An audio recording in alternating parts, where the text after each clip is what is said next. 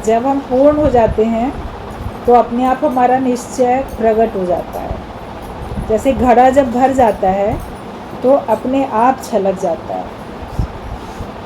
प्यार हमारे अंदर बढ़ जाएगा तो सबके लिए अपने आप फैलेगा। जैसे पानी ऊपर तक आया तो फिर छलक जाता है, और लगातार उसमें अगर डलता रहे तो वो बहता भी रहता है पानी। घड़ा तो भर गया, लेकिन उसके ऊपर से पानी बह बह के दूर दूर तक जा रहा है।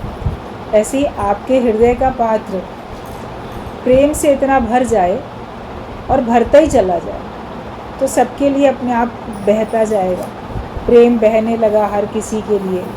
ज्ञान भी इतना सारा पक्का करो कि ज्ञान भी छलकता जाए। आपके निश्चय से सबको ज्ञान होता चला जाए। आपके देखने मात्र से सबको ज्ञान होता जाए। जैसे किसी को देखते हैं तो हमको उसके गुण या अवगुण एकदम से सामने आ जाते हैं। ये व्यक्ति बहुत अच्छा है, इसके अंदर ना ये अच्छाई है, क्योंकि उसकी वो अच्छाई इतनी अधिक बढ़ गई है जो उसके व्यवहार में आ चुकी है।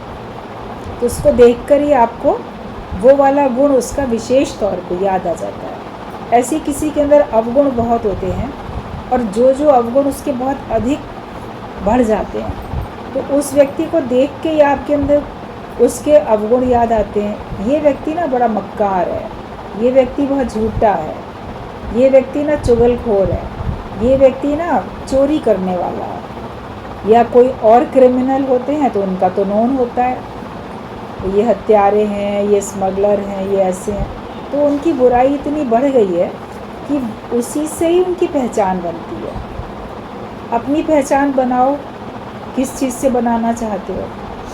आपको देखकर किसको क्या याद आए? आपको देखकर ही लोगों को प्रसन्नता हो जाए, आपको देखकर ही लोगों को भगवान याद आए, ज्ञान याद आ जाए, निश्चल निष्काम प्रेम याद आ जाए। इतना अपने आप को इन बातों से में भर लेना चाहिए और बिल्कुल ओवरफ्लो हो जाए, वो कभी कम ना हो अपने आप को। फिर आप देखोगे आपको कुछ करना नहीं पड़ रहा है, लेकिन आपके द्वारा ज्ञान अपने आप फैल रहा है। जैसे फूल होता है, उसके अंदर सुगंध है और लगातार है उसमें सुगंध, उसके अंदर से सुगंध लगातार बहती रहती है। कोई इसके नज़दीक जाता है, उसकी खुशबू सूंघ लेता है, लेकिन कोई गया तब उसने अपनी सुगंध थोड़ी छोड़ी। उसके अंदर तो सुगंध बह रही है, वातावरण में जा ही रही है। कोई पास में आता है, उसको सुगंधित वो कर देता है फूल। जो दूर से देखते हैं उनको उसकी सुगंध नहीं महसूस होती है। कोई कोई फूल ऐसे होते हैं जिनकी सुगंध ऑटोमेटिकली हवा से बहुत तेज़ दूर तक जाती है। बेला का आप देखो फूल है, रात की रानी के फूल हैं, और बहुत सारे ऐसे फूल होते हैं। या इकट्ठे समूह में जो बहुत सारे फूल होते हैं, गुलाब के फूल हैं, गेंदे के फूल हैं, तो इकट्ठे बहुत सारे होते हैं तो भी उनकी सुगंध हवा के द्वारा दूर तक फैलती है। आप उनके नज़दीक ना भी जाओ तो भी आपको सुगंध मिलती है। तो ऐसे ही सत्संग है, सत्संगी हैं, आपस में ग्रुप में भी रहते हैं और अकेले अकेले भी होते हैं, लेकिन अपने अंदर से वो ज्ञान की, वो प्रेम की सुगंध हमारी हमेशा बहती रहे। फूल को मंदिर में रखो तो भी सुगंधित है वो और सुगंध फैलाता है। कहीं वीरान स्थान में रख दो तो भी, अच्छी जगह रख दो तो भी, बुरी जगह रख दो तो भी। ये थोड़ी अब मैं गलत जगह पे आ गया, मैं यहाँ पे अपनी सुगंध नहीं फैलाऊंगा। वो तो देता ही रहता है, क्योंकि वो सुगंध का रूप है। हम भी प्रेम का रूप बन जाएं और हम भी ज्ञान का रूप बन जाएं तो हमसे तो जो हमारे अंदर है वही लोगों को महसूस होगा, जो हमारे अंदर नहीं है वो थोड़ी महसूस होगा।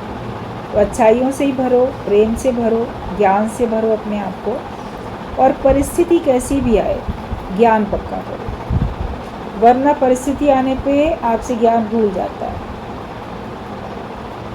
कोई तोता पाल लेते हैं, पिंजरे में बंद है, और उसको सिखा देते हैं, जो जो बोलना सिखा देते हैं, राम राम बोलो या ये बोलो वो बोलो, जो जो बोलना सिखा देते हैं वो वही बोलता है।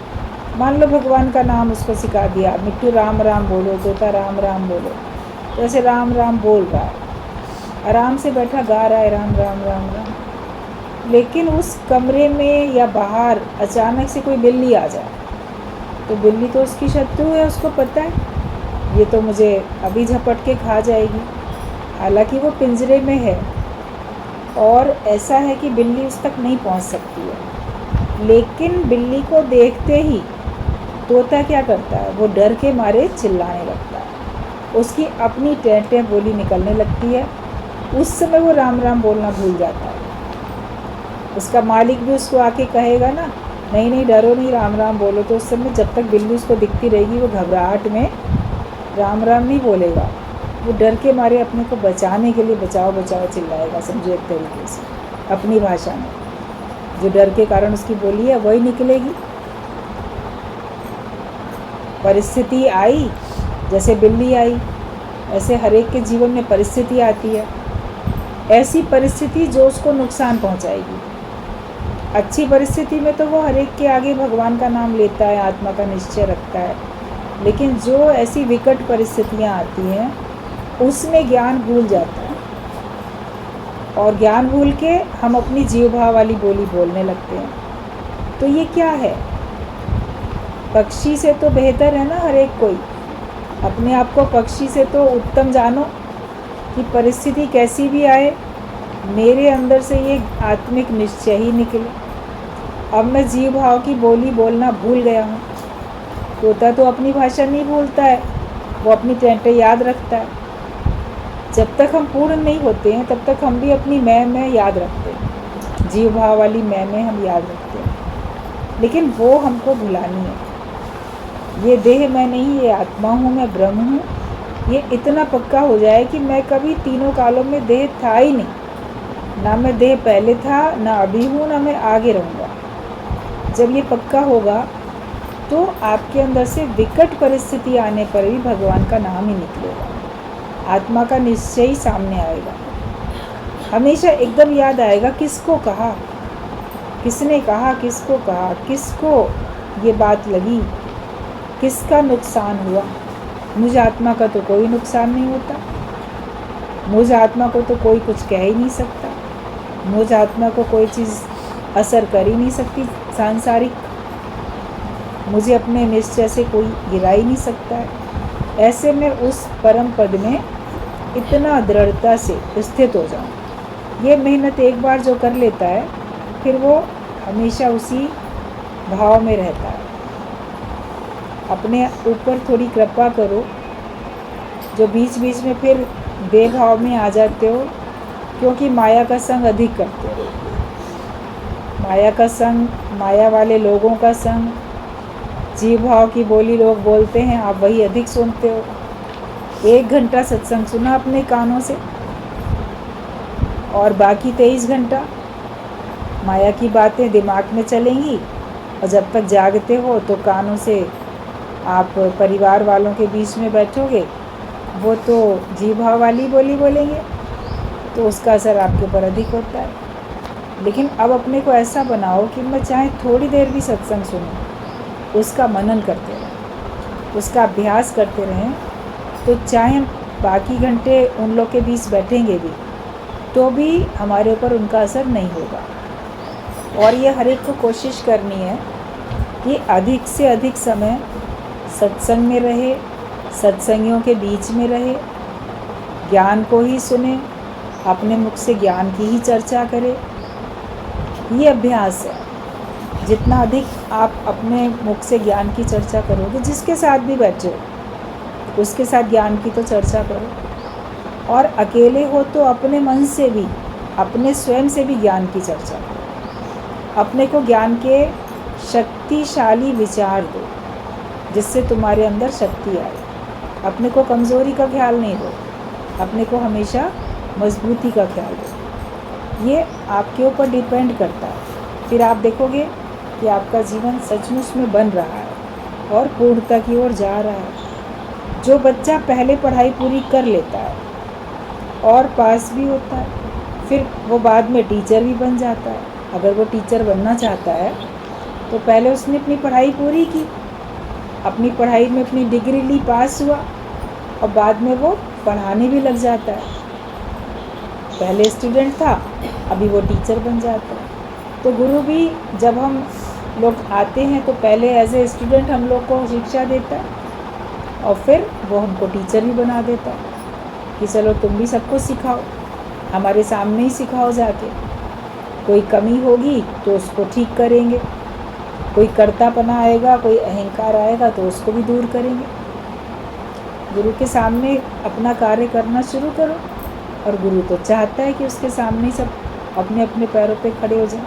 जैसे माता पिता होते हैं, वो चाहते हैं मेरे बच्चे मेरे सामने सेटल हो जाएं, तो गुरु भी चाहता है सब हमारे सामने आत्मा का निश्चय करके सेटल हो जाएं, और सकामी कर्म इनके कम होते जाएं, निष्काम कर्म इनका बढ़ता चला जाए। निर्बंधन होके रहें, माया रहित होके रहें।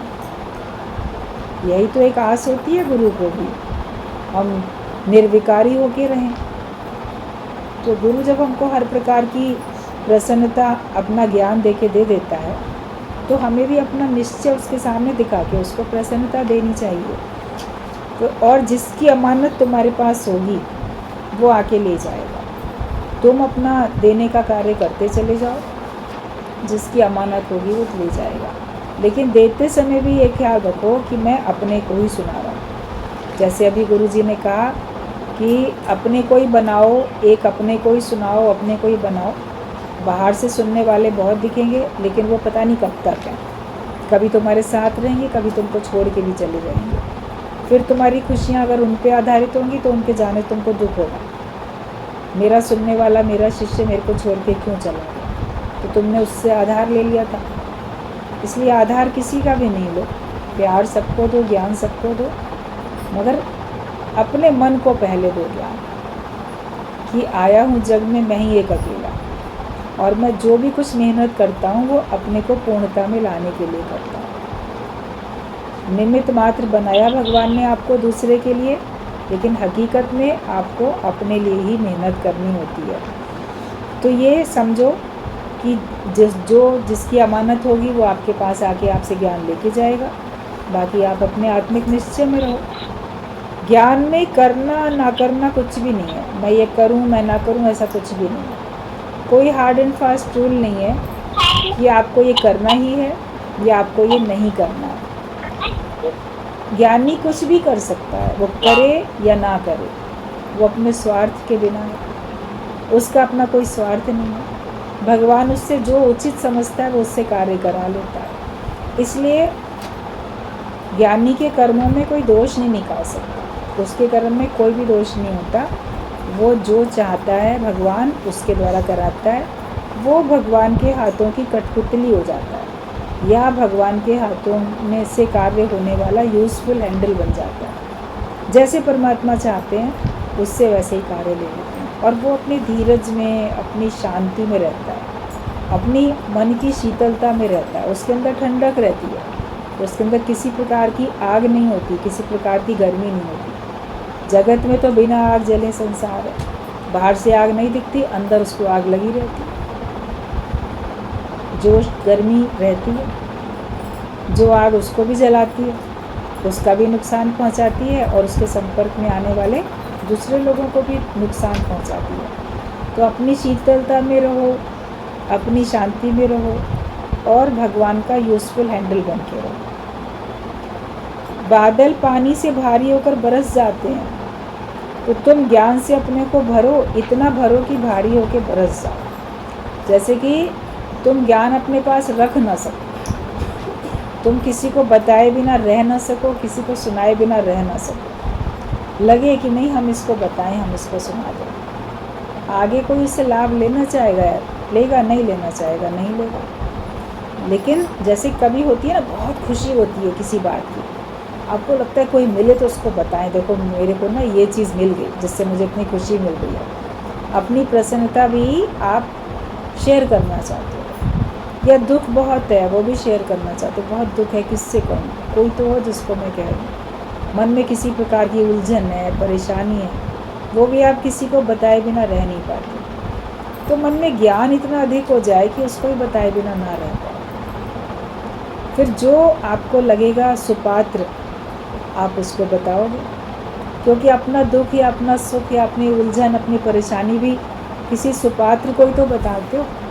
राह चलते हर एक को बताओगे तो उससे तो आपका नुकसान है।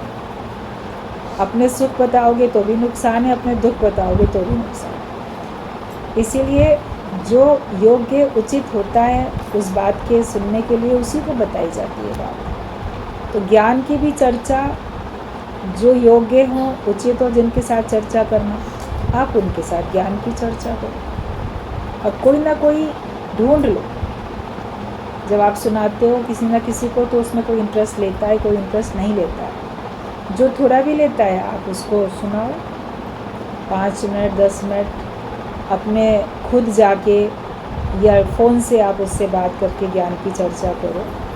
लेकिन अपना एक रूटीन बना लो कि मुझे सुनना भी है और मुझे सुनाना भी है। हर एक को ये काम करना है, ये नहीं कि कोई 2-4 लोग करेंगे। जितने लोग भी सत्संग सुनते हैं हर एक को ये कार्य करना है। और कार्य करते समय ये सावधानी रखनी है कि मैं गुरु की आज्ञा से कर रहा हूँ। अगर गुरु आज्ञा देगा कि अब बंद कर दो तो मैं बंद कर सकूँ, उसमें अटक भी नहीं जाऊँ।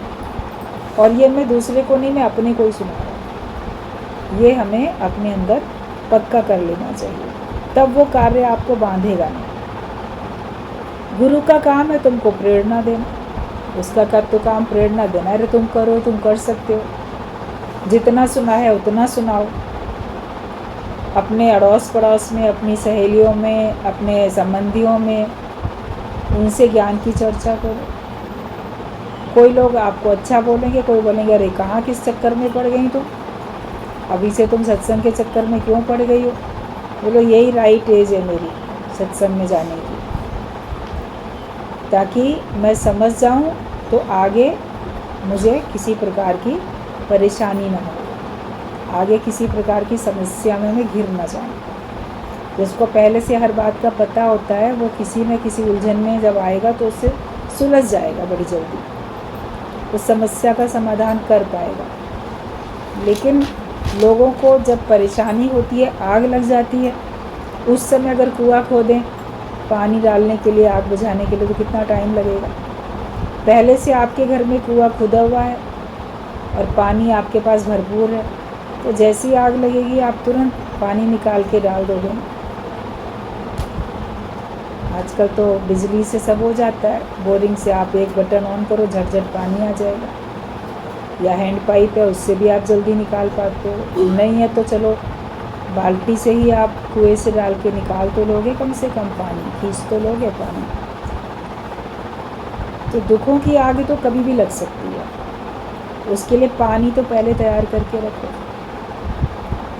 Prevention is better than cure. पहले बचपन में हम लोग कभी सिनेमा हॉल में जाते थे तो वहाँ पे देखते थे कुछ ऐसे ना, थोड़ी थोड़ी दूरी पे दीवारों में कुछ टंगा हुआ है, कोई पात्र बड़ा सा, उस पर फायर लिखा हुआ है। तो हम लोग समझ नहीं पाते थे, फिर अपने बड़ों से पूछते थे, माँ से, ये क्या है, ये फायर, आग इस पे लिखा हुआ है, आग क्यों लिखा हुआ है। तो पता चलता था कि अगर बाय चांस सिनेमा हॉल में कभी आग लग जाए तो इसके द्वारा आग तुरंत बुझा दी जाएगी, इसलिए ये सब यहाँ लगा के रखे गए हैं। कभी सुना ही नहीं कि किसी सिनेमा हॉल में आग लगी हो, लेकिन वो होते ज़रूर। तो ये ज़रूरी नहीं है कि आपके जीवन में कभी समस्याएं आएं, मगर ज्ञान तो होना चाहिए ना। ज्ञान केवल समस्याओं को दूर करने के लिए थोड़ी है, ज्ञान तो हमको आनंदित होने के लिए भी तो है, अपनी सच्ची प्रसन्नता के लिए भी तो है ज्ञान। सर्व दुखों की निवृत्ति और परम आनंद की प्राप्ति। तो परम आनंद की प्राप्ति के लिए ज्ञान है। कोई सोचता है दुख होगा तब हम जाएंगे, दुख नहीं होगा तो भी तो आओ परम आनंद की प्राप्ति के लिए, ताकि आप बिल्कुल मस्ती में झूमो, ज्ञान में रहो, अच्छाइयों में रहो, आपसे कभी कोई बुरा काम ना होने पाए, आपका आदर्श सब लोग देखें और आपके आदर्श को सब लोग अपनाएं अपने जीवन में। ऐसे अच्छा जीवन बनाने के लिए हमें ज्ञान चाहिए। तो गुरु का काम होता है हमको प्रेरणा देना, तुम भी ज्ञानी बनो, तुम बन सकते हो, तुम्हारे द्वारा पता नहीं कितनों का कल्याण हो सकता है। अगर तुम थोड़ा सा अपना लिहाज छोड़ दो, थोड़ा सा जीव भाव ख़त्म कर दो, लोग क्या कहेंगे इस बात की परवाह न करो, तो आप ज्ञान बता सकते हो। मीराबाई का भजन तो बड़े प्यार से गा लेते हो, ऐसी लागी लगन मीरा हो गई मगन, वो तो गली गली हरि गुण गाने लगी। तो अपनी भी तो ऐसी लगन लग जाए और ऐसे मगन हो जाओ कि हम गली गली हरि गुण गा सकें। वो मीरा हो गई, वो सबको बड़ी अच्छी लगती है। किसी और के घर में कोई मीरा बन जाएगा, वो बड़ा अच्छा लगेगा। लेकिन आपके घर में कोई मीरा बनेगी ऐसे, तो आपको पसंद नहीं आएगा। या आप खुद उस तरह की मीरा बनना चाहो तो आपको दिक्कत आएगी। नहीं नहीं, हम गली गली हरि गुण नहीं गा सकते। हमारे घर वाले क्या कहेंगे कि तुम कोई छोटे मोटे अरे गहरे घर की हो तो जा रही हो जगह जगह ज्ञान सुनाने के लिए। बड़े घर की हो, घर की मर्यादा देखो, ऐसे करो, बड़ों का नाम इज्जत मिट्टी में ना मिला देना। ये सब सुनाएंगे लोग, दिखाएंगे आपको इस प्रकार की लोक का रीत मर्यादा, तो आप बोलोगे हाँ सही बात है, नहीं कर सकते। लेकिन ये अच्छा काम है, जब आपको ये समझ में आई अच्छा काम है, बोलो इससे अच्छा तो सोशल वर्क कोई और है ही नहीं कि हम किसी के विचार परिवर्तित कर दें, किसी के गलत आचरण को अच्छा आचरण में परिवर्तित कर दें। ये मेहनत है, ये मदद है, सही मदद है दूसरे की, कि वो बुराइयों से अज्ञानता से बच के अच्छाइयों में और ज्ञान में वो टिक जाए, 84 लाख योनियों में जाने से बच जाए। ये सबसे अच्छी मदद होती है।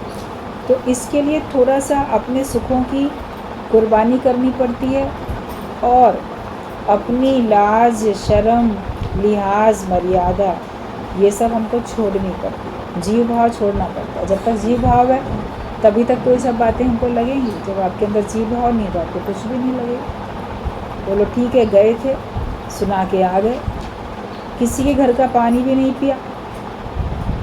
बोलो कोई हम खाने पीने नहीं जाते, ज्ञान के वचन दे देते हैं, चले आते। अपने घर से खा पी के जाओ, अपने साथ अपना पानी रख के लेके जाओ, बाई चांस प्यास लगी अपनी बोतल से पानी पी लो। एक पानी का भी किसी के ऊपर बोझ ना डालो कि कोई ग्लास भर के लाए फिर उस जूठे ग्लास को मांझे, क्यों करे कोई ऐसा।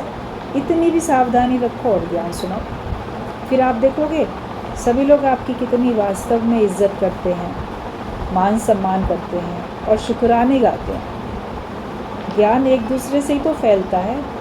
एक शरीर से ज्ञान सारे ब्रह्मांड में थोड़ी फैल सकता है। जहाँ तक उनकी पहुँच होगी वहीं तक ज्ञान जा सकता है। सुनने वाले फिर और आगे बढ़ाते हैं, वो लोग और आगे बढ़ाते हैं, ऐसे ज्ञान का विस्तार होता जाता है। तो ये प्रेरणा गुरु हमको देता है, तभी हम कोई कार्य कर पाते हैं। और तुम्हारे जीवन में कब वो प्रेरणा काम आ जाए ये भी नहीं कहा जा सकता। जब हम सुनते रहते हैं फिर कभी लगता है कि चलो इतना कहा था गुरु ने, आज से शुरू कर देते हैं। कब उसके वचन हम मानने लग जाएं ये भी नहीं। आज सुन के आज मान लो आप नहीं मान पा रहे हो, लेकिन कुछ दिन में आपको लगेगा नहीं मुझे मान लेना चाहिए।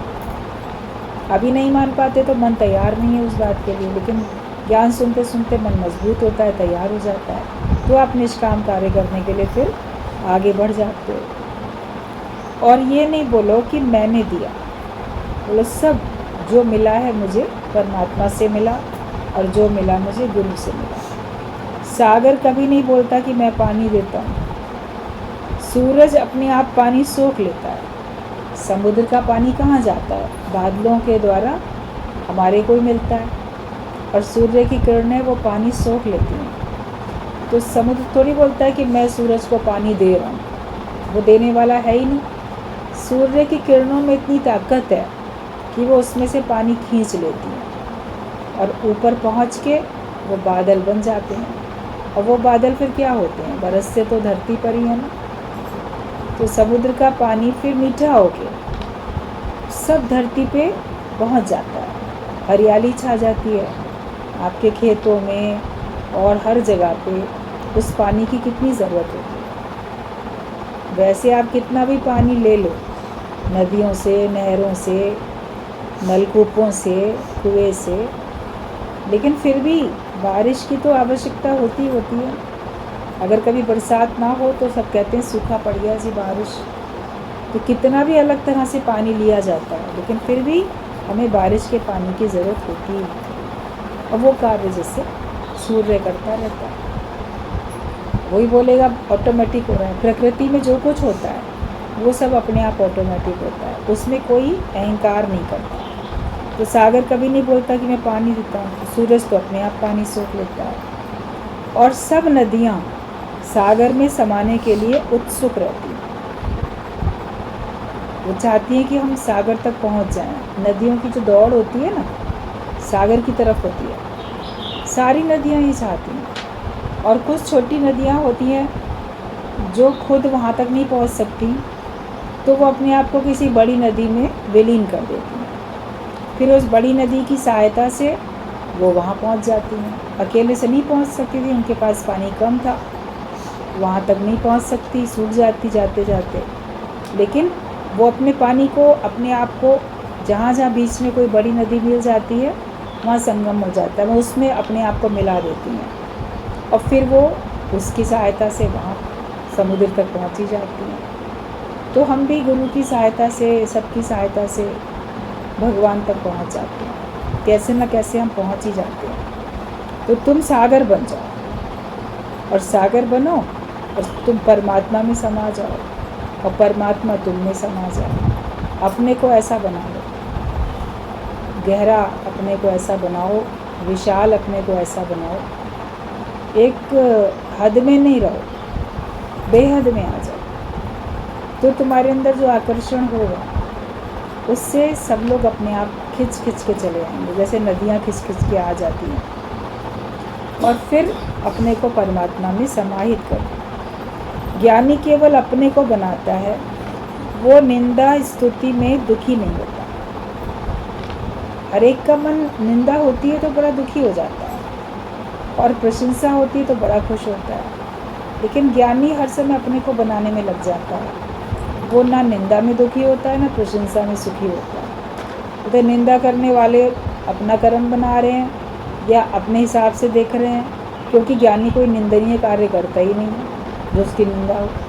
सावधानी भले रखता है कि हाँ सही निंदा होती है कि गलत, उसकी सही निंदा थोड़ी होती है, गलत ही होती है, लेकिन वो उसमें भी शांत रहता है और सुख मिलता है तो उसमें वो अहंकार में नहीं आता। जगत वालों को तो थोड़ा भी सुख मिलता है उसके अभिमान में आ जाते हैं, और फिर अपने आगे दूसरे को कुछ समझते नहीं हैं।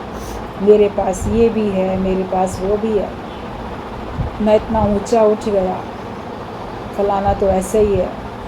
तो दूसरे को कम देखते हैं, कम नज़र से लोग देखते हैं अहंकार के कारण से। लेकिन ज्ञानी कभी भी किसी को कम न करके नहीं देखता है। संसार में देखा जाए तो कोई भी मनुष्य परफेक्ट नहीं है, कोई ना कोई कमी सबके अंदर मिलेगी। मानवीय विकार कोई ना कोई कम या अधिक आपको हर एक में मिलेगा। आप सोचो कोई व्यक्ति परफेक्ट मिल जाए तो संसार में कोई नहीं मिलेगा। गुरु ही परफेक्ट बनाता है। और आकार है तो कुछ विकार भी होता है, परिवर्तन होता है, विचारों का कुछ होता है। परफेक्शन तो हमको ज्ञान से ही मिलती है, और जगत में ढूंढने जाओगे तो आपको कोई भी व्यक्ति परफेक्ट नहीं मिलेगा। सत्संग सुनाने से ही कोई ब्रह्मज्ञानी नहीं हो जाता, लेकिन जीवन में ज्ञान लगाने से होता है। आप सुना के चले आए तो कोई ब्रह्मज्ञानी थोड़ी हो जाएगा। जब वो उसको ज्ञान को अपने जीवन में लगाएगा तब वो ब्रह्मज्ञानी बनेगा। हर तरह की अग्नि में ज्ञानी को जलना पड़ता है, और ये उसकी तपस्या होती है। जैसे कुछ लोग कहते हैं, लोगों की निंदा होती है, कहीं कुछ, तो ये सब अग्नियाँ ही तो हैं जो भी ज्ञानी को जलाती रहती हैं। तो इसमें वो जलता भी रहता है, लेकिन वो तपिश उसको कोई असर नहीं करती है। चारों तरफ उसके अग्नि जलती है, वो उसको तपस्या समझता है। ज्ञानी निंदा स्तुति में छज्जू भगत की तरह सुखी रहता है। जैसे एक था भगवान का भक्त, उसका नाम छज्जू था, छज्जू भगत लोग उसको बोलते थे, और वो राजा के यहाँ नौकरी करता था। तो उसको वहाँ के खजाने को गिनती करने का काम था। रोज़ का ये गिनती करेगा और लिख के देगा, भाई इतने सिक्के आज मिले, इतने इधर खर्च हुए, इतने मिले, गिन के रखने हैं सारे। जैसे एक तरीके से वो उसका काम था। तो एक बार जब वो देता है गिन के, फिर दूसरे लोग गिन के रखते थे, तो उसमें एक सिक्का कम मिलता है। तो वो कहते हैं कि इसने एक सिक्का नहीं दिया। कहता नहीं, मैंने तो बराबर गिना है, उतने ही हैं जितने मैंने गिने। तो माना नहीं जाता, तो उसको राजा तो अपने जो बाकी सीनियर लोग थे उनकी बात उस समय मान लेता है। कहता अच्छा कम है तो ज़रूर इसी ने लिया होगा, चलो उसको कारावास में डाल दो। उसको कारावास में डाल दिया और निंदा होने लगी, इसने चोरी कर ली, इसने सिक्का चुरा लिया।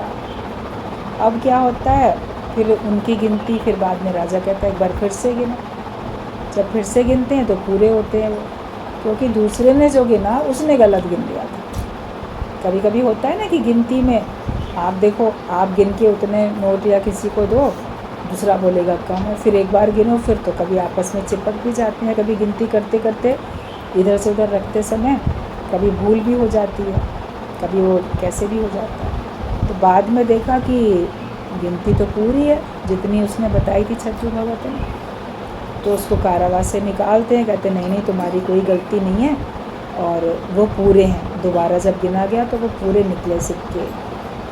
तब लोग उसकी प्रशंसा करते हैं कि हाँ ये तो इतना भक्त है, ये तो ईमानदार है, बेकार इसके ऊपर झूठा इल्ज़ाम लग गया, तो ऐसा थोड़ी है, बहुत अच्छा है।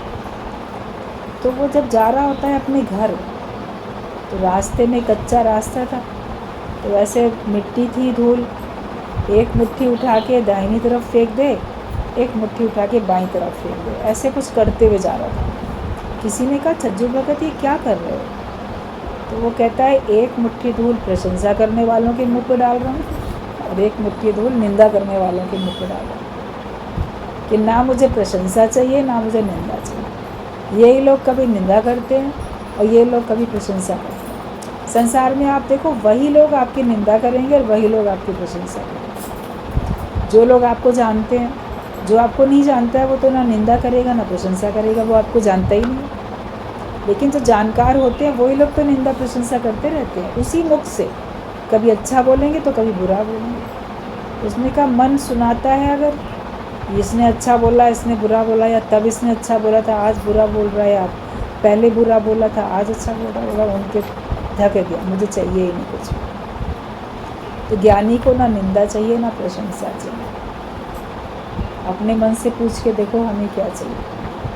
जब अपना मन बोले मुझे ना किसी की निंदा से मतलब है ना किसी की प्रशंसा से, मैं जो हूँ अपने निश्चय से हूँ, मुझे जो बनाया है गुरु ने बनाया है, मेरा गुरु जानता है मैं क्या हूँ, और मेरा अपना मन जानता है कि मैं क्या हूँ। भगवान जानता है मैं क्या हूँ, बाकी तो कोई और पूर्ण रूप से नहीं जान सकता ना। तेरी कर्म कहानी तेरी आत्मा ही जाने, परमात्मा ही जाने, कोई और तो जान ही नहीं सकता आपको ज्यों का त्यों। आपका अपना मन जान सकता है या परमात्मा जान सकते हैं। चलो गुरु है तो गुरु जान सकता है आपको सही ज्यों का त्यों।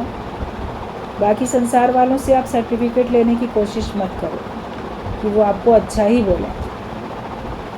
वो अपनी समझ से जैसा आपको देखेंगे वैसा बोलेंगे, या कभी अच्छाई का सर्टिफिकेट देंगे तो वही लोग कभी आपको बुराई का भी दे देंगे सर्टिफिकेट। ज्ञानी को कुछ चाहिए ही नहीं, वो सबको जैसे धूल डाल के बैठता है और सुखी रहता है।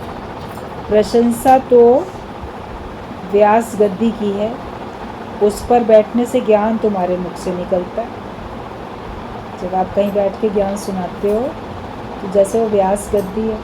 अक्सर आप देखो जो भी प्रवचन करने वाले होते हैं, कथावाचक होते हैं, या कोई गायक होते हैं, या किसी प्रकार का भी सत्संग करने वाले कोई ऐसे होते हैं, तो वो अक्सर आपने देखा होगा जब वो अपने स्थान पे सिंहासन पे बैठने के लिए जाते हैं तो पहले उसको प्रणाम करते हैं। उस गद्दी को पहले प्रणाम करके तब बैठते हैं, और उस ग्रंथ को भी प्रणाम करके तब उसको पढ़ना शुरू करते हैं। या जो गायक होते हैं वो पहले अपना तबला हारमोनियम जो होता है पहले उसको प्रणाम करके और तब वो शुरू करते हैं। ऐसे सुन रहे थे उसमें टीवी में कभी पहले कि जो गायिका थी लता मंगेशकर, तो वो जब भी अपने गाने की रिकॉर्डिंग करने के लिए स्टूडियो में जाते थे तो वहाँ पे हमेशा उन्होंने अपने बचपन से लेके एंड तक जितनी बार भी उन्होंने अपने गानों की रिकॉर्डिंग की, हज़ारों गाने गाए, तो वो जिस जगह भी स्टूडियो में जहाँ भी जाती थी तो पहले वहाँ पे अपने चप्पल उतार के उस धरती को प्रणाम करके तब आगे बढ़ती थी। मतलब वो मंदिर समझ के, जैसे लोग मंदिर में चप्पल उतार के जाते हैं तो वो कि नहीं, ये हमारे लिए मंदिर है, मतलब इतने अच्छे भाव से और भगवान के भाव से ही वो करती थी। तभी उनके गानों में इतना रस और हर एक के साथ उनकी आवाज़ फिट हो जाती थी। जो भी जिस हीरोइन के ऊपर भी वो गाना पिक्चराइज किया जाता था तो लगता था जैसे यही गा रही है। और उनके गाने में कितनी मिठास थी, क्योंकि भगवान के भाव से गाती थी, उसको भी पूजा समझ के, साधना समझ के। और जो ऐसे तो महानता उसकी है और ये समझती थी कि नहीं, ये महानता भगवान की है। तो कहीं बैठ के सुनाओ या कोई भी कार्य करो तो पहले प्रणाम करके कि नहीं, परमात्मा तुम ही हो करने वाला, तो फिर ठीक है। वरना क्या होता है कि किसी स्थान पे आप बैठते हैं अपने गद्दी पे, तो ज्ञान तो भगवान आपके मुख से निकाल रहा है, गुरु की वाणी आवाज़ आसमानी बोली जाती है, लेकिन सुनाने वाला अगर अहंकार करने लगे, मैं सुनाऊंगा, तो उसका पतन हो जाता है। गिरावट से पहले अभिमान आपके अंदर आने लगता है। इसलिए इस अभिमान से हमेशा बचने का प्रयास करते ही रहना चाहिए। गुरु से आगे, गुरु के आगे नमन करो और नाज में नहीं, न्याज में रहना चाहिए। जैसे कोई होता है ना, गुरु के आगे भी बड़े नाज नखरे करके रहता है, मैं बहुत कुछ हूँ, तो नाज में नहीं रहो, अपने हुनर के गुरूर में या अपने किसी सद्गुणों के गुरूर में नहीं रहो कि हमको तो बड़ा नाज है अपने ऊपर, जैसे गर्व है, घमंड है। तो गुरु के आगे किसी प्रकार का नाज नहीं रखो, नाज नखरा नहीं रखो, लेकिन नियाज में रहो। नियाज मतलब नम्रता में रहो, नम्रता भाव में रहो। आपके पास कितने भी गुण हैं, कितनी भी अच्छाई है, लेकिन हमको नम्रता में रहना है और अहंकार में नहीं रहना। नाज करना मतलब इससे किसी बात के ऊपर अपने ऊपर गर्व करना, अहंकार करना। तो गुरु के आगे कभी भी रहना है तो हमको नाज में नहीं रहना है, लेकिन हमको नम्रता भाव में रहना है। जो नम्रता भाव में रहेगा वो पूर्ण हो जाएगा, लेकिन जो अहंकार में रहेगा वो अधूरा ही रह जाएगा। तो ऐसा ना हो राह में हम रह जाएं अधूरे, अपने को पूर्ण बनाओ। पूर्ण बनोगे तो सारी सृष्टि को ज्ञान के और प्रेम के रस में बिल्कुल भरपूर कर सकते हो। इसलिए पूर्णता में आना ही हमारा लक्ष्य है, उसी में हमको रहना है।